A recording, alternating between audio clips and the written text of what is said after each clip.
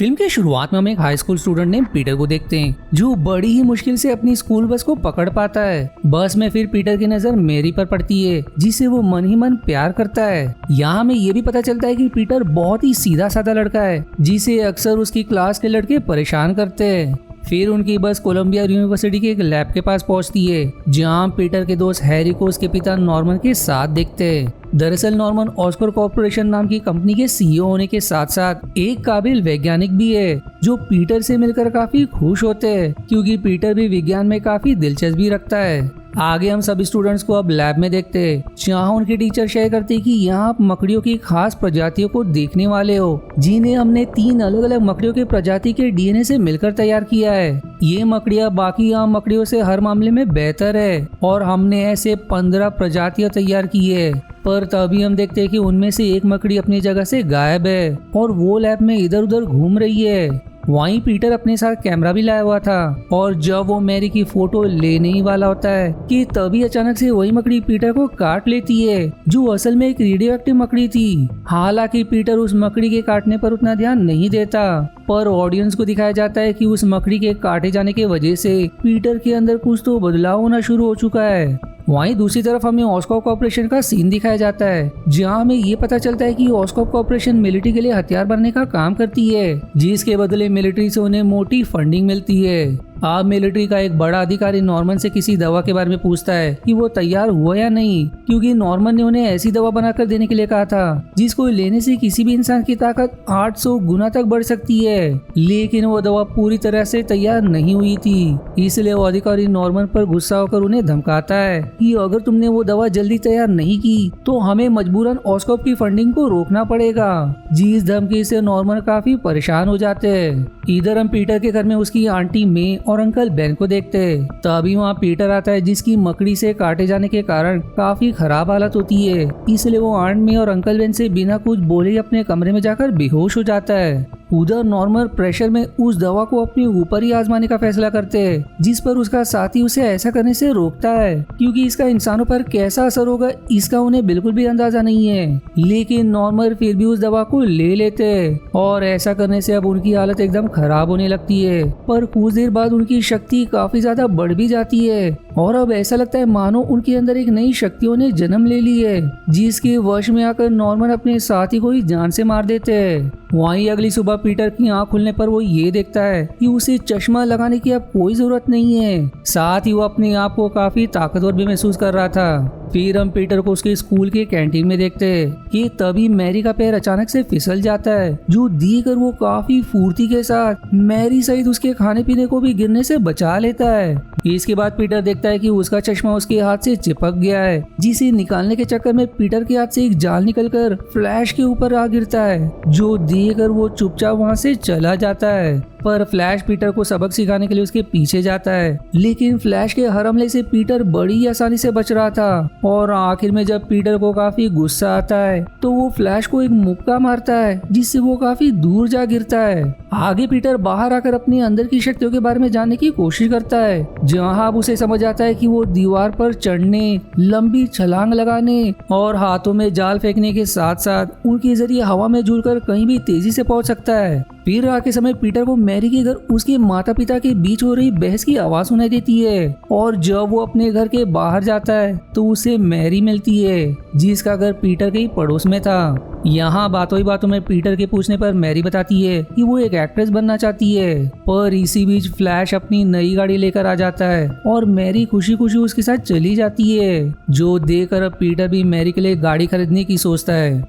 इसलिए जब उसे अखबार में एक रेसलर के बारे में पता चलता है जिससे यदि कोई भी फाइटर 3 मिनट तक लड़ पाएगा तो उसे काफी पैसे दिए जाएंगे। इसलिए अब पीटर उस फाइट के लिए एक सूट तैयार करता है। पर अगले दिन जब वो घर से निकल रहा होता है तो अंकल बेन पीटर को वहाँ तक अपनी गाड़ी से छोड़ने का प्रस्ताव देते हैं जिस दौरान वो पीटर को उसकी इस उम्र और बदलते हुए बर्ताव के बारे में समझाते हुए ये कहते हैं कि अब तुम बड़े हो रहे हो और तुम्हें अपनी जिम्मेदारियां समझनी चाहिए। हालांकि हर टीनेजर की तरह पीटर को उनकी ये बातें बकवास लग रही थी इसलिए बेन जाते हुए पीटर से आखिरी शब्द ये कह जाते हैं कि बड़ी ताकत के साथ बड़ी जिम्मेदारियां भी आती है। इसके बाद पीटर उस रेसलिंग मैच में पहुंचता है जहां का एंकर पीटर की अजीब सी पोशाक को देखकर उसे स्पाइडरमैन का नाम देता है। फिर स्पाइडरमैन की एक फाइटर से लड़ाई करवाई जाती है, जहां पहले तो वो बचने की काफी कोशिश करता है, लेकिन स्पाइडरमैन को गुस्सा आने पर वो बड़े ही आराम से उस फाइटर को धूल चटा देता है। अब इस मैच को जीतने के बाद पीटर वहां के मालिक से अपना इनाम लेने जाता है, लेकिन वो पीटर को पैसे देने से इनकार कर देता है, क्योंकि उसे 3 मिनट तक रिंग में किसी तरह खड़े रहना था।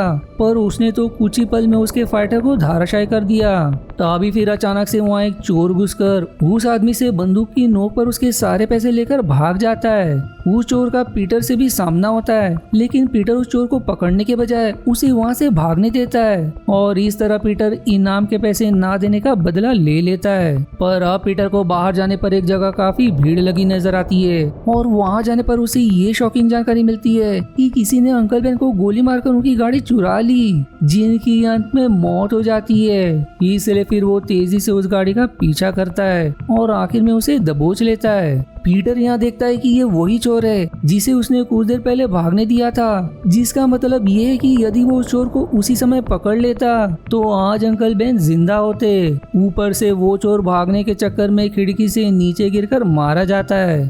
फिर कुछ महीनों बाद हमें ये दिखाया जाता है कि पीटर और हैरी ने अपनी ग्रेजुएशन पूरी कर ली है। जिस ग्रेजुएशन समारोह में नॉर्मन हैरी को नीचा दिखाते हुए पीटर की तारीफ करते हैं। वो उसे कहते हैं कि अगर भविष्य में उसे किसी भी चीज की जरूरत हो तो वो उन्हें जरूर बताए। इसके बाद पीटर स्पाइडरमैन बनकर छोटे मोटे चोरों और गुंडों को पुलिस के हवाले करने का काम करने लगता है, जिसकी मदद से कई लोग स्पाइडरमैन को पसंद करने लगते हैं। पर कई लोग ऐसे भी थे जो स्पाइडरमैन से नफरत करते थे।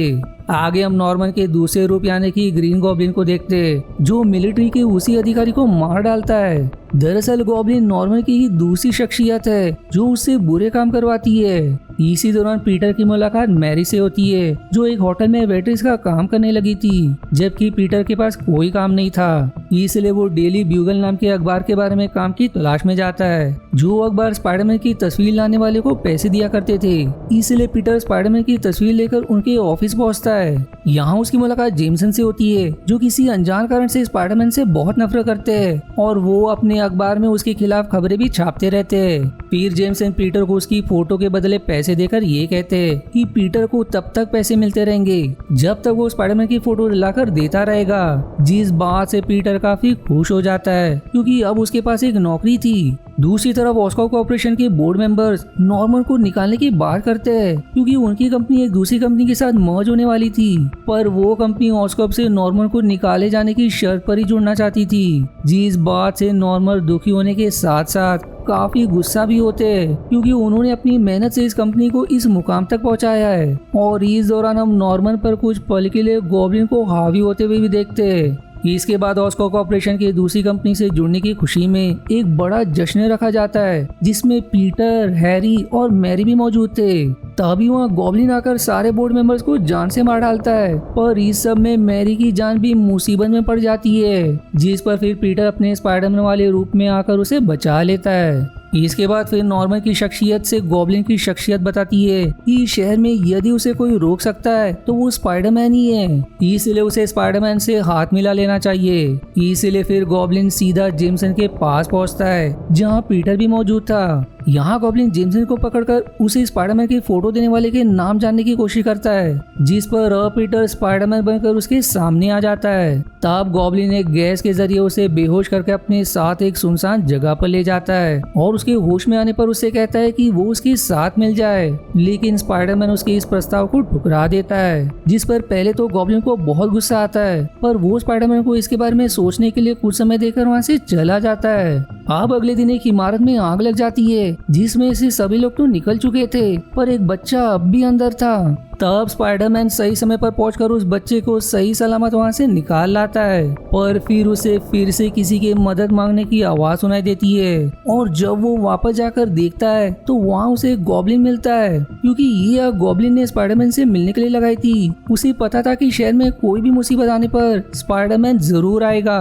यहाँ अब गॉब्लिन के पूछने पर स्पाइडरमैन उसके प्रस्ताव को फिर से ठुकरा देता है, और इस बात से बौखलाकर गॉब्लिन अपने कई सारे अलग अलग हथियारों से उस पर हमला कर देता है, जिनसे स्पाइडरमैन बड़ी बहादुरी से बचता है। पर उन्हीं में से एक धारदार हथियार से स्पाइडरमैन को चोट लग जाती है, इसलिए वो गॉब्लिन को चकमा देकर वहां से भाग निकलता है।